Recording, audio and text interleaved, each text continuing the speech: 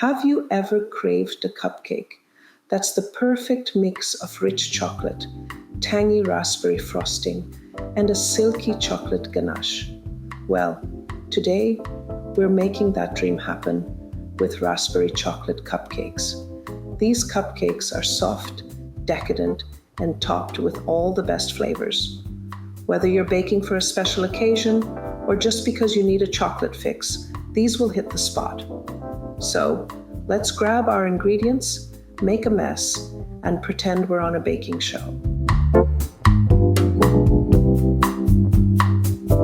First things first, I always start by preheating my oven to 350 degrees Fahrenheit, 175 degrees Celsius, and gathering all my ingredients. Trust me, scrambling around the kitchen mid-recipe is a guaranteed way to end up with flour in my hair, butter on my elbows, and a mysterious cocoa powder explosion on the countertop.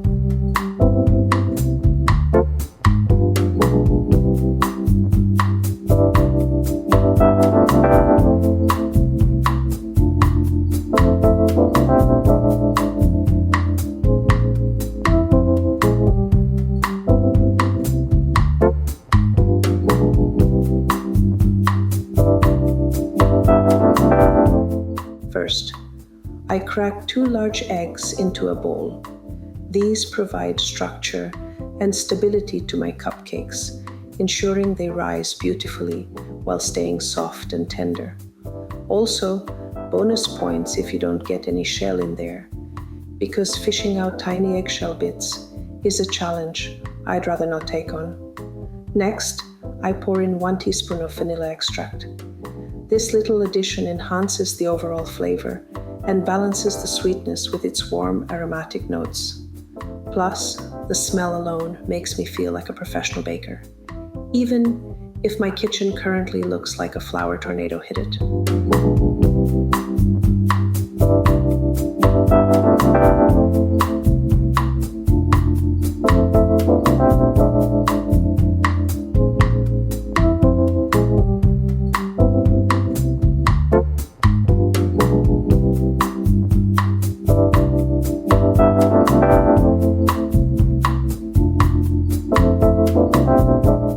In a large mixing bowl, I start by adding 1.5 cups of all-purpose flour.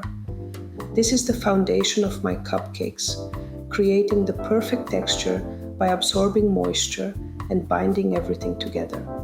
Basically, it's the glue that holds all the deliciousness in place. Next, I sprinkle in 1/2 cup of granulated sugar.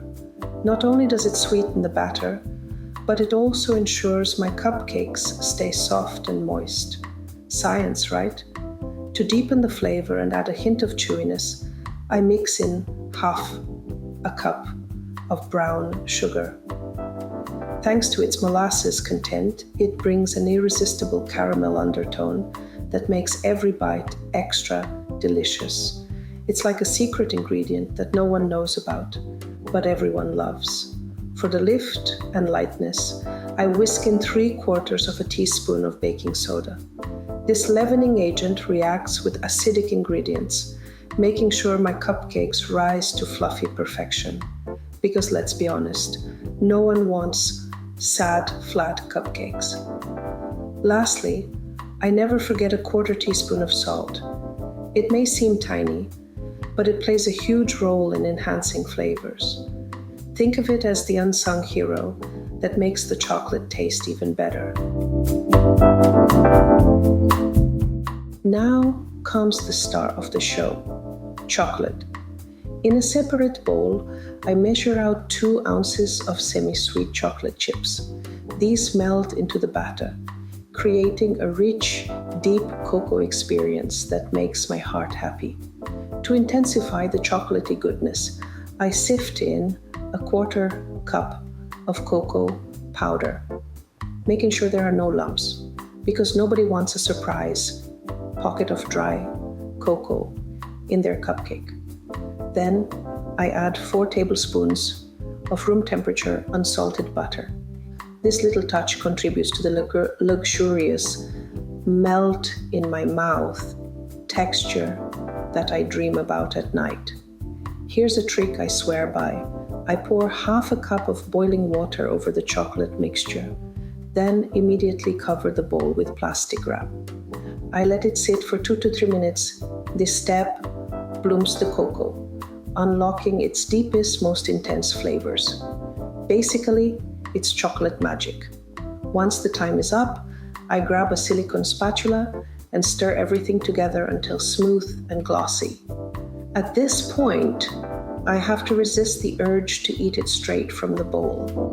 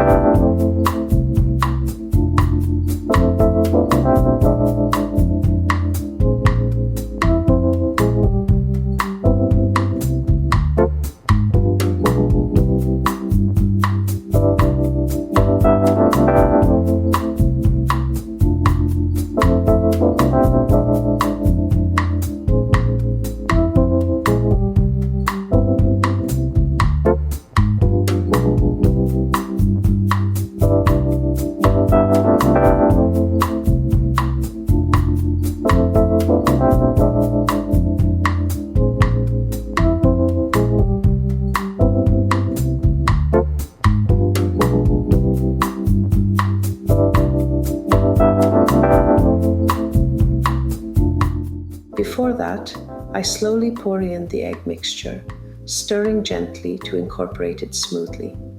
This step ensures the eggs blend evenly into the batter, giving the cupcake structure without overworking the mix. Next, I grab half a cup of buttermilk and whisk it into the chocolate mixture.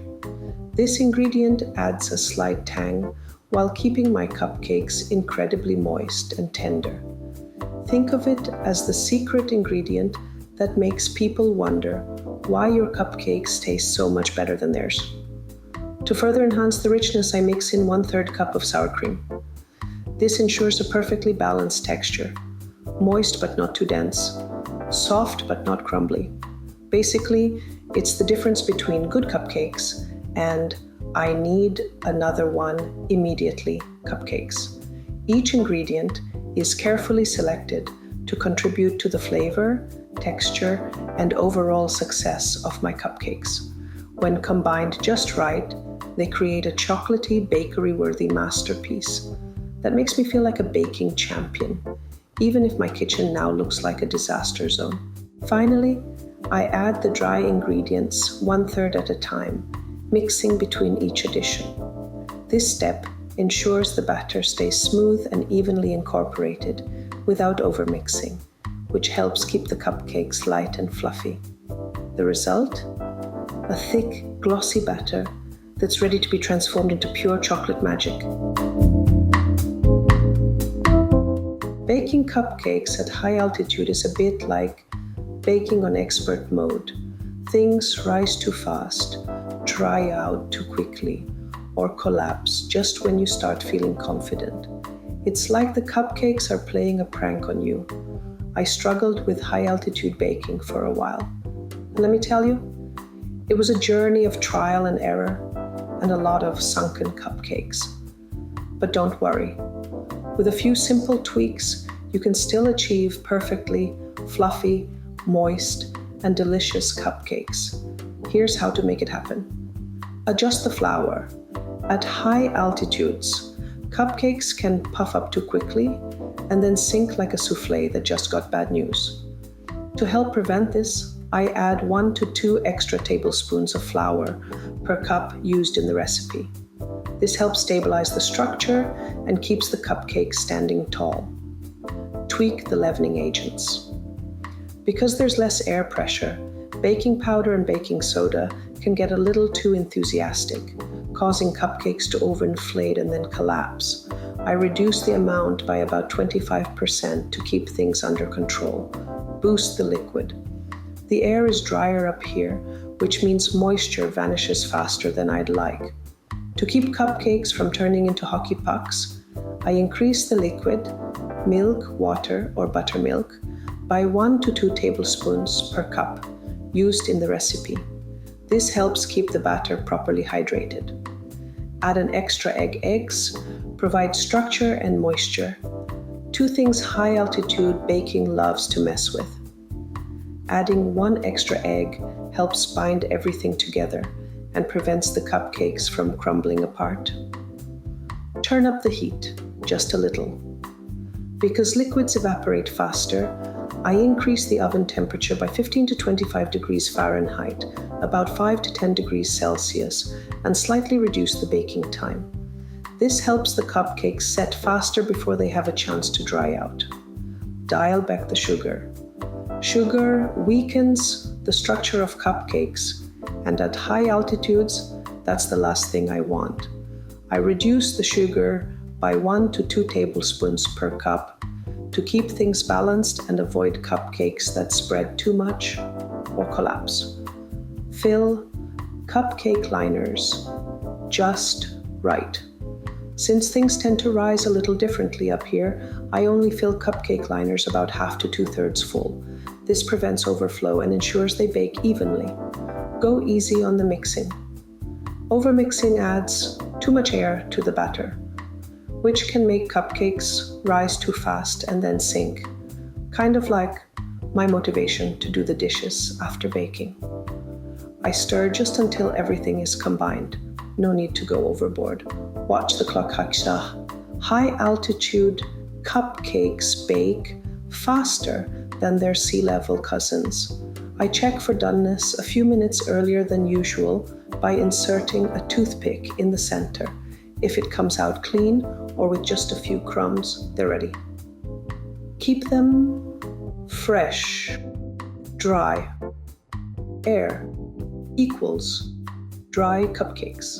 To keep them from turning stale too fast, I store them in an airtight container at room temperature for a day or 2, or refrigerate them if I need them to last longer.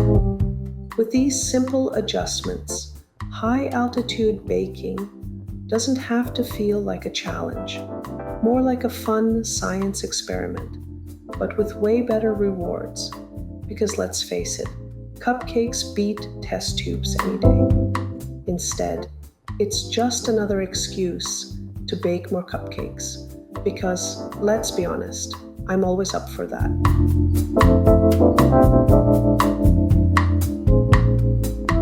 Next, I grab a 12-cup cupcake pan, or 2, and line it with metallic cupcake liners.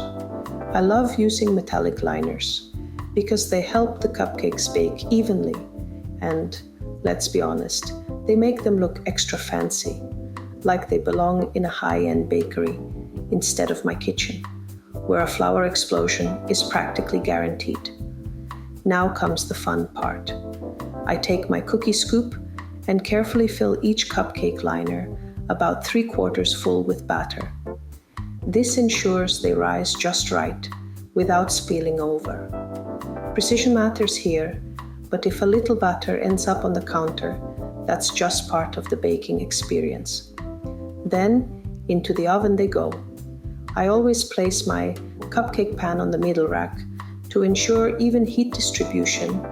Too high, and they might brown too quickly. Too low, and they could bake unevenly. If I'm baking 2 pans at the same time, I make sure to rotate them halfway through for even baking. I bake them at 350 degrees Fahrenheit, 175 degrees Celsius, for 17 to 20 minutes, or until a toothpick poked in the center comes out clean. The hardest part? Resisting the urge to check on them every 5 minutes. I get it. The suspense is real. Once baked to perfection, I let them cool in the pan for 5 minutes before transferring them to a cooling rack. At this point, I take a moment to admire my work and maybe snap a photo. And just like that, I've mastered another batch of cupcakes. Time to celebrate, preferably with a taste test.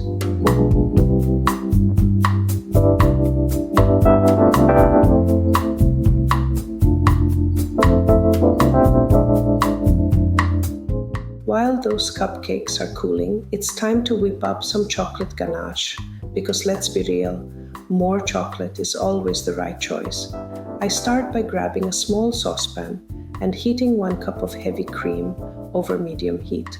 The key here is to get it to a simmer, not a boil.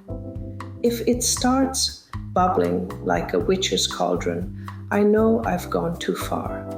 A gentle simmer is all we need.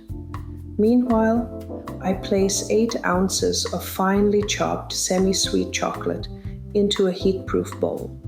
The finer the chocolate is chopped, the smoother the ganache will turn out. So I take my time with this step.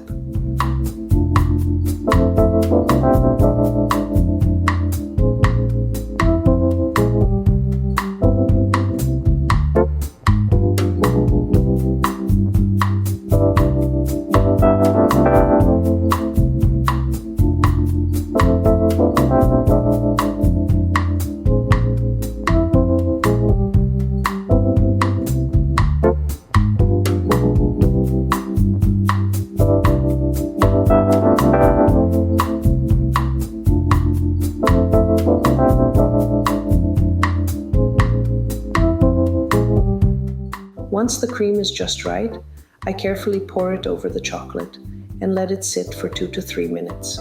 This part is tough because all I want to do is stir, but patience is key.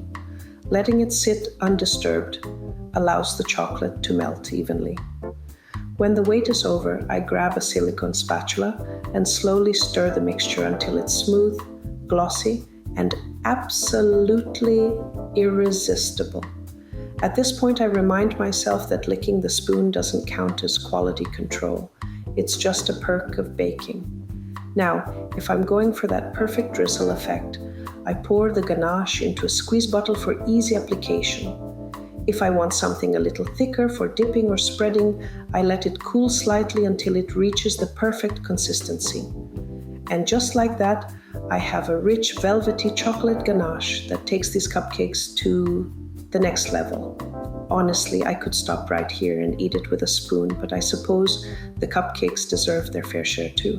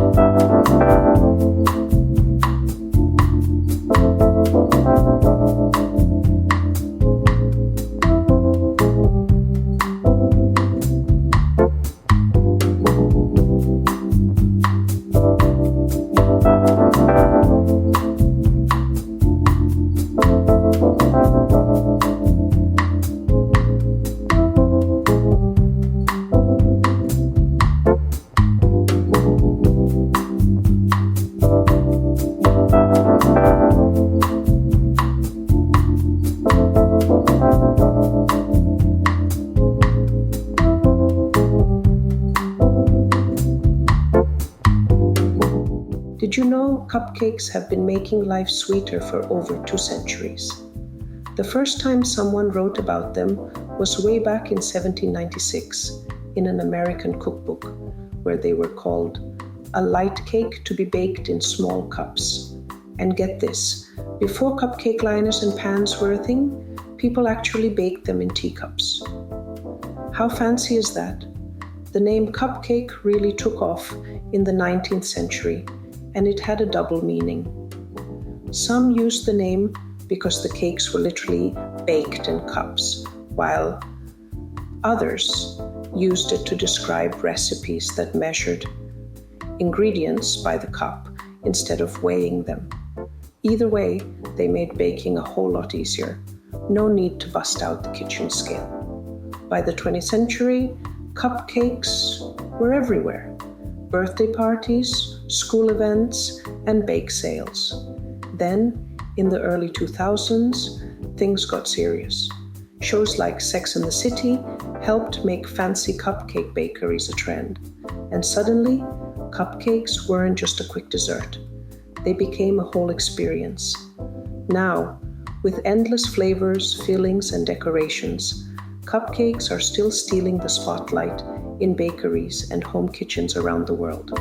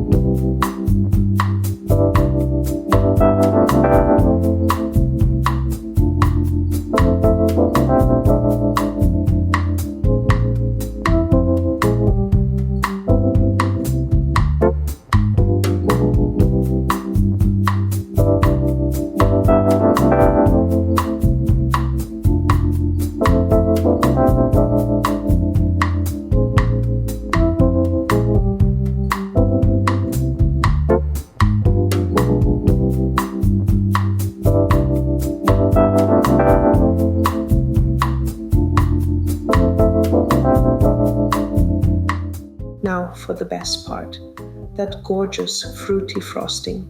Because let's be honest, frosting is basically an excuse to eat dessert for breakfast, right? I start by tossing 1 cup of fresh raspberries into a food processor or blender and blending until smooth. This step always makes me feel like a mad scientist, concocting something deliciously dangerous.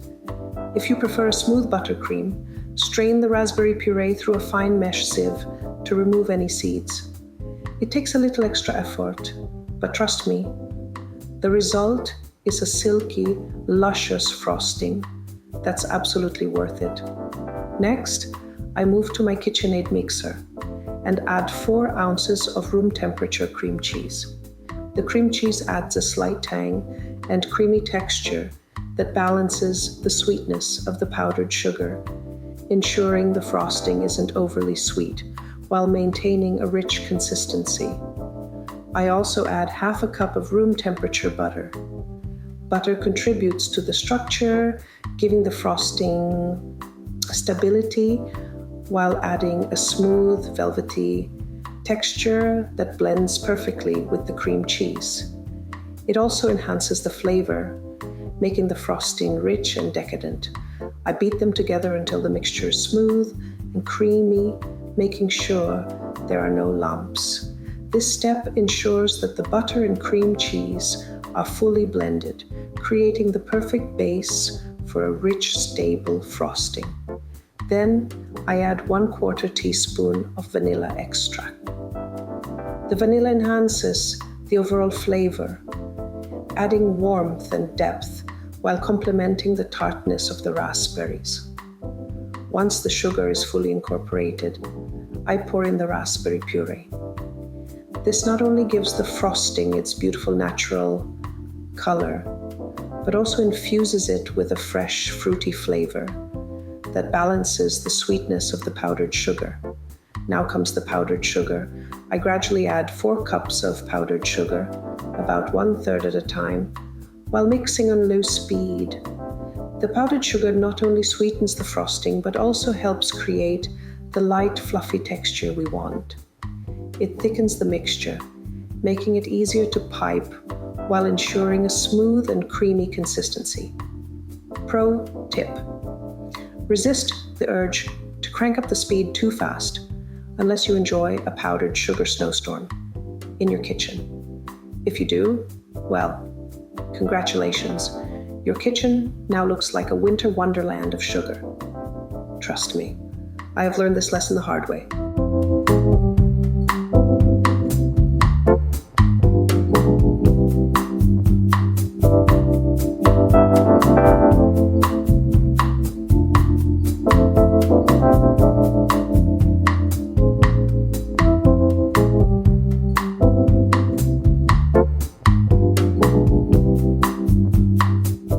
Ever wondered where those plump, juicy raspberries in your grocery store actually come from?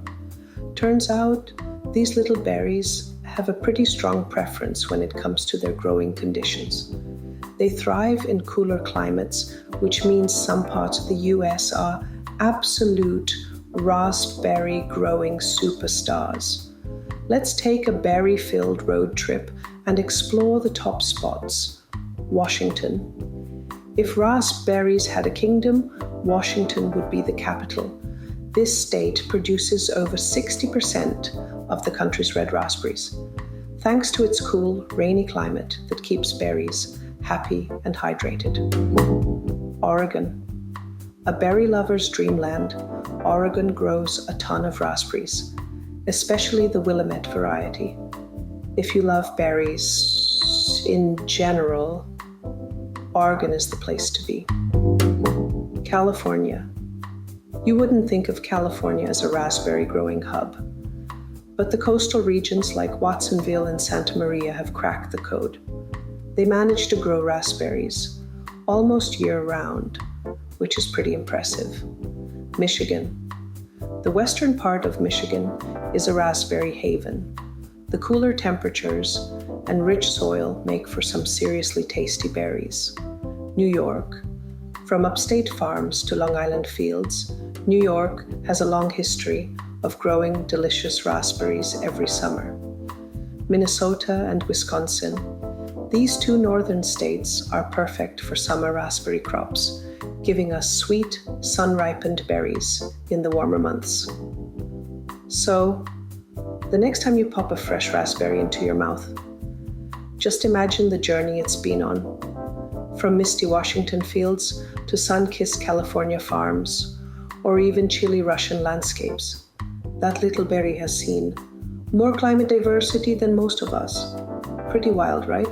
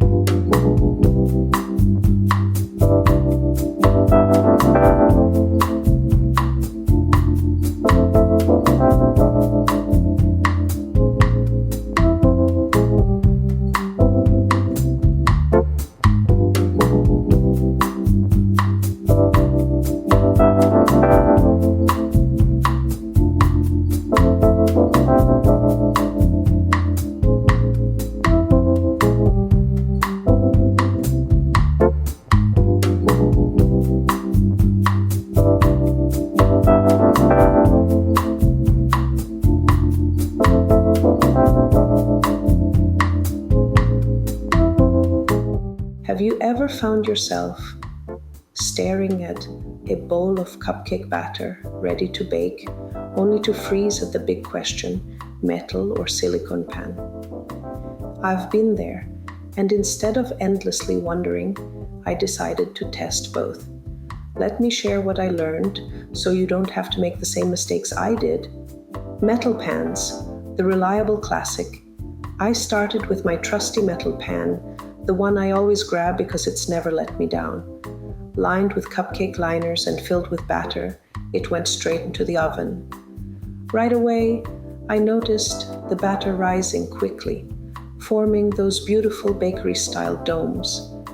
What I discovered, even heat distribution meant no underbaked centers, always a win. A slight crisp edge added a nice contrast to the soft inside. If metal pans were a friend, they'd be the dependable one who always shows up on time. The downsides, forget the liners, and good luck getting those cupcakes out. Bake just a minute too long? Dry cupcakes.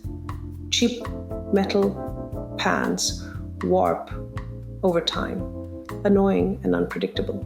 Silicone pans, the flexible wild card. Next up, I gave silicone a shot. They promised non-stick convenience and easy cleanup, which sounded like a dream.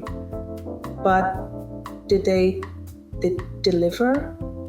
Let's just say, sort of. What I discovered, no greasing needed, and cupcakes popped right out. Big plus. Super easy to clean. A quick rinse and done. The pan stayed cool, so I didn't burn my fingers grabbing them. From the oven, the downsides. The cupcakes didn't rise as well. Hello, flat-topped cupcakes. They looked pale instead of getting that golden finish. Balancing a floppy silicone pan on the oven rack, disaster waiting to happen. So, which one wins? After taste testing, the best part obviously, metal pans were the clear winner for me. The cupcakes were fluffier, had a better shape, and looked like they belonged in a bakery. That said, I'm not writing off silicone pans completely. If I'm in a hurry and don't want to deal with liners or scrubbing a pan afterward, they're a decent backup option. So if you've ever wondered why your cupcakes sometimes turn out differently, your pan might be the secret culprit. And honestly, the only way to know for sure is to keep baking, purely for research purposes, of course.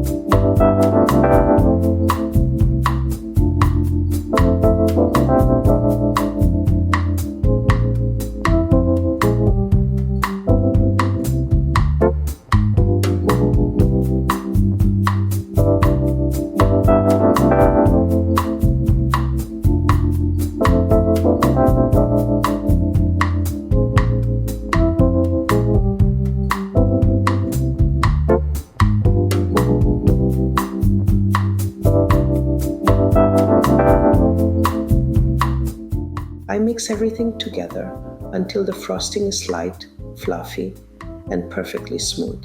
At this point, the temptation to eat it straight from the bowl is very real.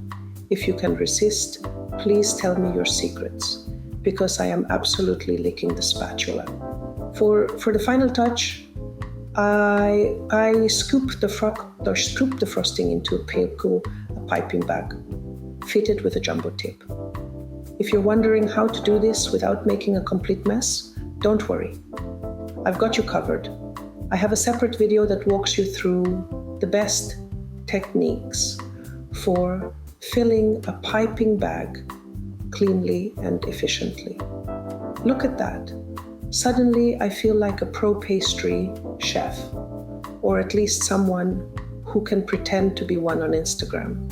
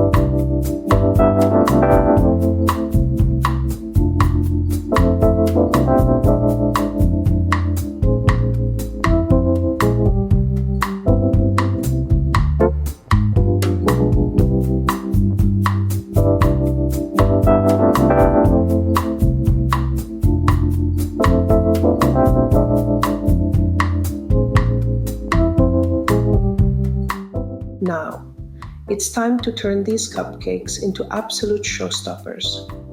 Get ready to feel like a pastry chef, or at least someone who watches a lot of baking shows.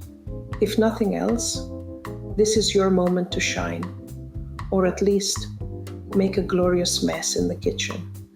Get ready to feel like a pastry chef, or at least someone who watches a lot of baking shows. I start by drizzling a thin layer of chocolate ganache over each cooled cupcake. This step makes me feel fancy, like I should be wearing a chef's hat or at least speaking in a French accent. I try not to lick my fingers in the process, but let's be honest, no promises there.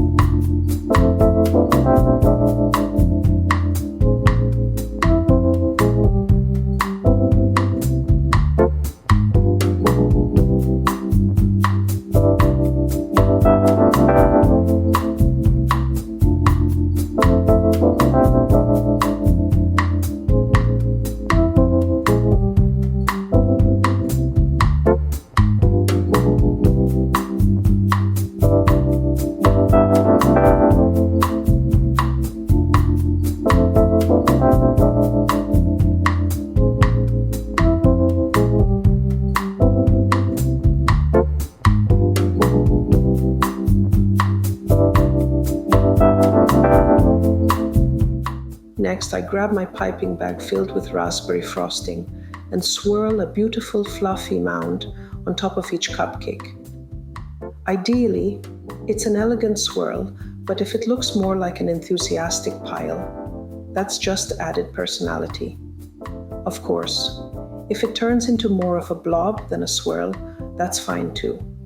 Because let's face it, it's still going to taste amazing.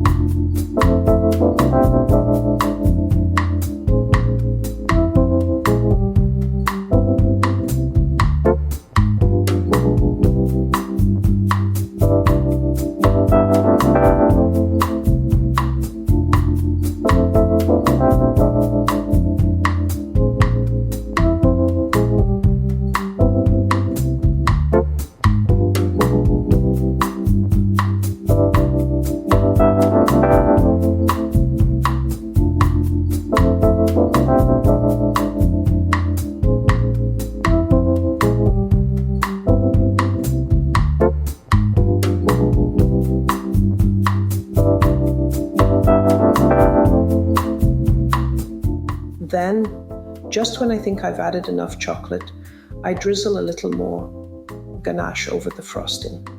Because let's be real, there's no such thing as too much chocolate.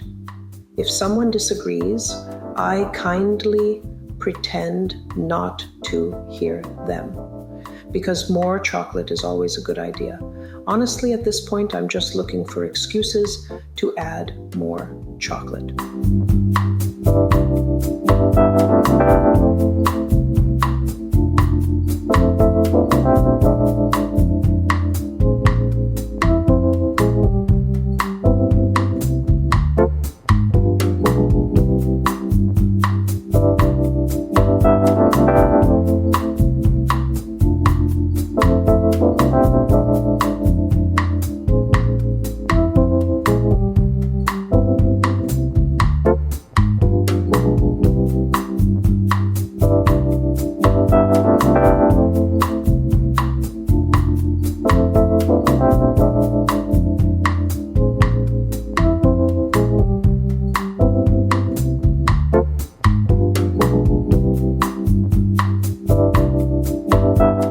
For the final touch, I top each cupcake with a fresh raspberry.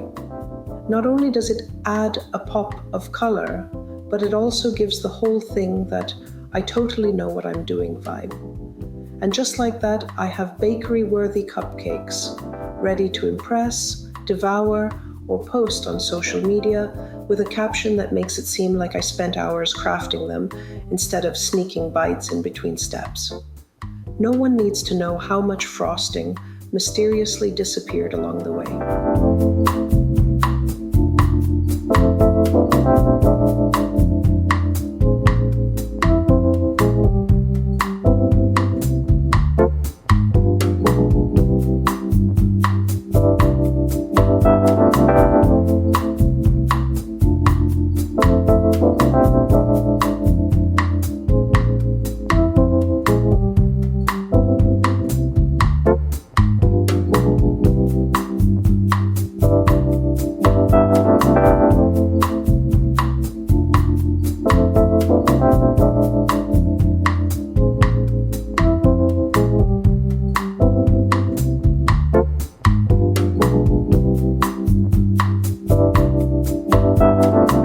Since these cupcakes are packed with fresh raspberries, they need a little extra TLC, because even desserts deserve to be pampered. I store them in an airtight container and pop them in the fridge for up to 5 days. When it's time to serve, I let them sit at room temperature for about an hour so the frosting softens up and all those flavors shine. Of course, if patience isn't your strong suit, eating them cold straight from the fridge is totally acceptable. I mean, who has time to wait an hour when chocolate and raspberries are involved? If I have leftover ganache or frosting, I make sure to store them separately in plastic bags, clearly labeled with the date, because mystery bags in the fridge are never a fun surprise. The ganache stays good for up to a month, while the frosting is best used within a week, assuming it actually lasts that long without being secretly spooned straight from the container. And just like that, I've got a game plan to ensure not a single bite of chocolatey raspberry goodness goes to waste, unless, of course, someone accidentally eats the leftovers before they even make it to storage.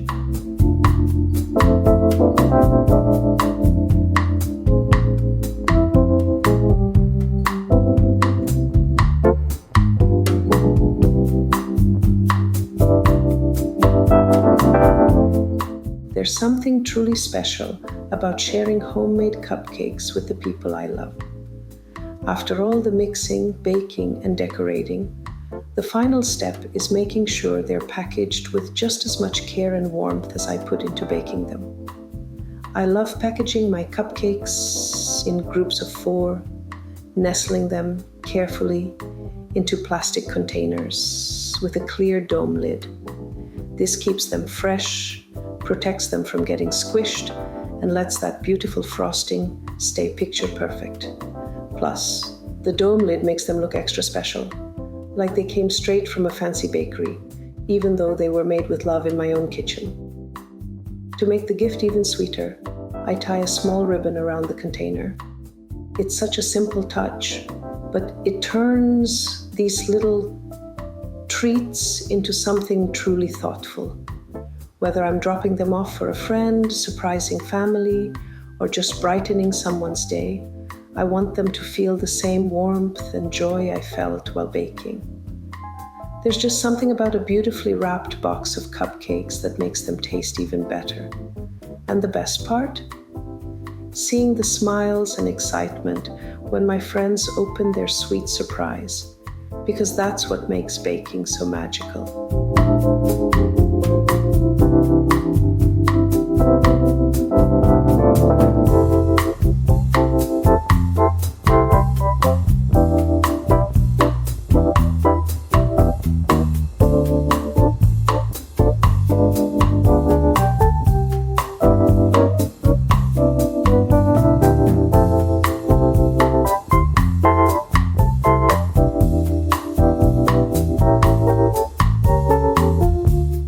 And just like that, we've reached the sweetest part, the end of this baking adventure. These raspberry chocolate cupcakes have everything you need in life: rich chocolate, bright bursts of raspberry, and just the right touch of indulgence. Yes, this is one of the most complex cupcakes I've baked so far, but also one of the most delicious. If you give them a try, let me know how they turn out. Drop a comment, share your masterpiece, or just tell me how fast they disappeared. And if you love baking as much as I do, don't forget to like, subscribe, and hit that notification bell so you never miss another delicious recipe. More chocolate, more frosting, and more fun are always on the way. Now go forth and bake. And if you're anything like me, your kitchen now looks like a delicious crime scene. Flour on the counters, chocolate drips everywhere, and a sink full of dishes. But hey, totally worth it. See you in my next video for more sweet chaos.